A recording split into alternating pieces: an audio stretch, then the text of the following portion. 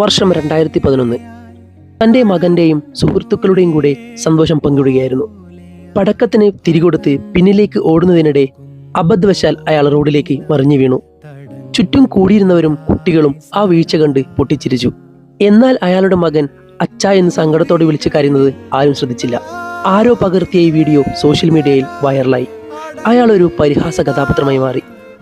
അയാൾക്ക് പുറത്തേക്ക് ഇറങ്ങാൻ തന്നെ മടിയായി.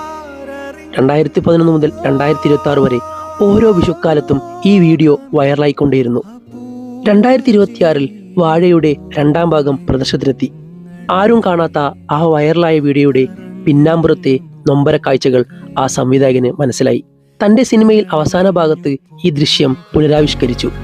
അങ്ങനെ വർഷങ്ങൾക്ക് ശേഷം മാത്രമാണ് ആ സിനിമ കണ്ട കാഴ്ചക്കാർക്ക് അതിൻ്റെ പിന്നിലെ നൊമ്പരങ്ങൾ മനസ്സിലാക്കാൻ പറ്റിയത്. വാഴ സിനിമ കണ്ട ഒരു പ്രേക്ഷകരും ഇനി ഒരു വിഷുക്കാലത്തും ഈ വീഡിയോ കണ്ട് പൊട്ടിച്ചിരിക്കുകയില്ല. ആ വീഡിയോ ഒരിക്കലും ഷെയർ ചെയ്യുകയില്ല. നമ്മൾ ഇതുപോലെ ഷെയർ ചെയ്യുന്ന പല വീഡിയോകളുടെയും പിന്നാമ്പുറത്ത് നൊമ്പര കാഴ്ചകളും അവർ അനുഭവിക്കുന്ന മാനസിക സമ്മർദ്ദങ്ങളും നമ്മൾ മനസ്സിലാക്കുന്നില്ല.